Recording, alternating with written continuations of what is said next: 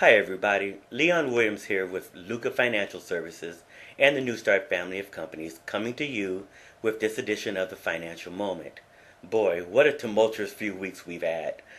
The first thing I need to say is wow. With everything that has taken place in the economy the last 2 years, then the Fed taking an 80% stake in AIG, the bailout of Bear Stearns earlier this year, and now the government takeover of Fanniemae and Freddiemac led by Henry Paulson, who's the head of the Treasury Department.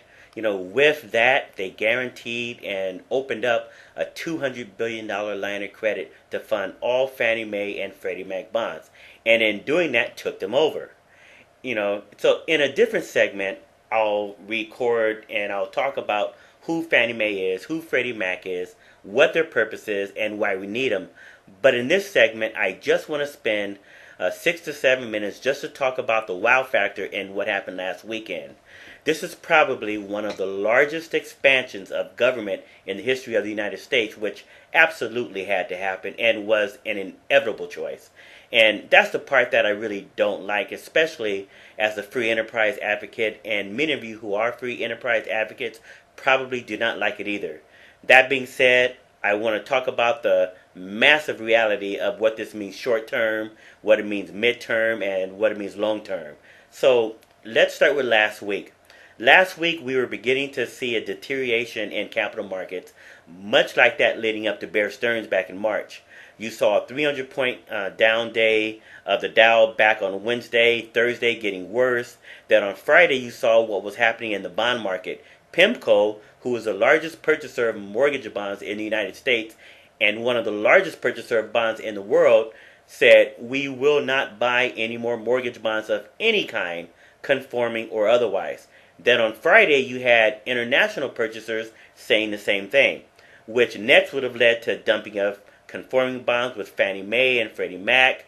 Henry Paulson did a really good job of putting this whole thing together, having it ready, having it in the wings ready, then pulling the whole thing off. Now the government is going to come in with a new set of rules. There's a new sheriff in town. They're going to change Fannie and Freddie, but the government absolutely had to do this. Bottom line, Fannie and Freddie got way too big. They basically had become entities that were giant hedge funds. So essentially, this was the hedge fund bailout. They basically own or insure over 45% of every mortgage in America. They are just huge. They own $2 trillion in mortgages and insure another $3.5 to $4 trillion. In good times, this is a real good thing for the stockholder, but in bad times, it's death, especially being undercapitalized.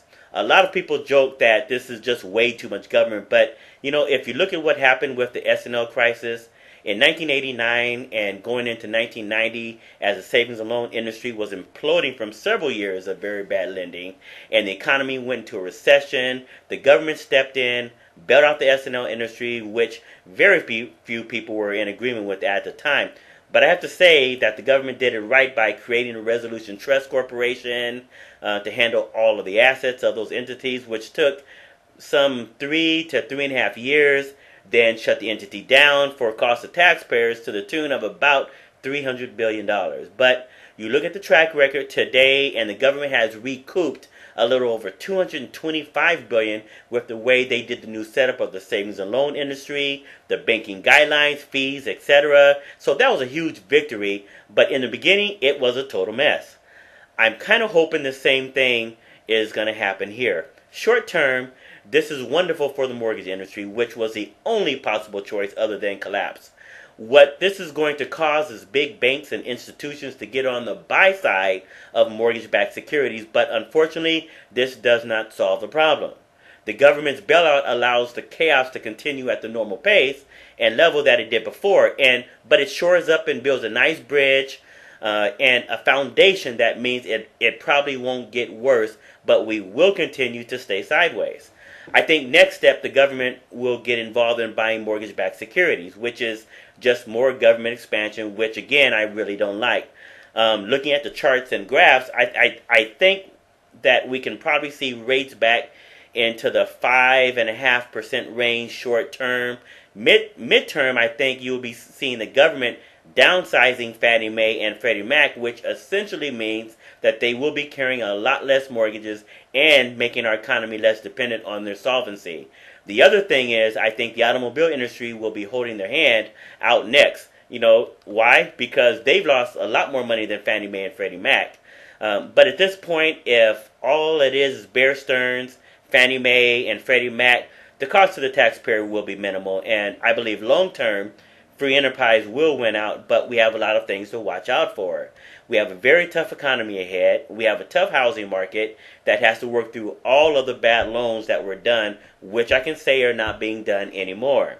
So to reiterate, I think short term, this is great.